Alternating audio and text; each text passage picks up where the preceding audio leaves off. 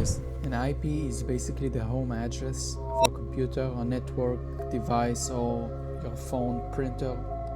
It's the way for the computer to send information and receive it back. This is basically your home address. Guys, if you don't remember the magic ruler rehearsed in your head, that's totally fine. You can do this with one simple trick. You take the number 1, write it down on a paper, and then you do 1 times 2, which is 2. You make a line and you get 2 in front of it. And then you do 2 times 2, which is 4. And then you write it down as well. Up until you get into the 128 number, which you keep multiplying by 2 to fill out this magic ruler I'm just showing you on screen. That's extremely simple, it never changes. That's such a core rule that helped me in tests, so keep that in mind.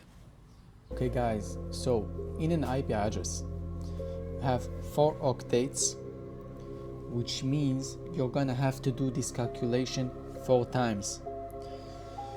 You fill out the zeros and ones just like shown in the video in the golden ruler I've just showed you, and then you combine it from the start of the IP to the end of it, from left to right.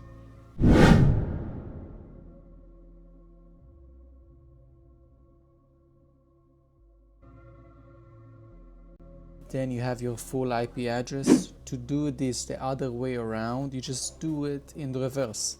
That's all. And now you know how to translate binary to decimal, binary to IP address. So just as you can see here, we have finished our calculation. We did it 4 times. We did the numbers 1 and zeros, filling them out. That's it guys. Thanks for watching and see you in the next one.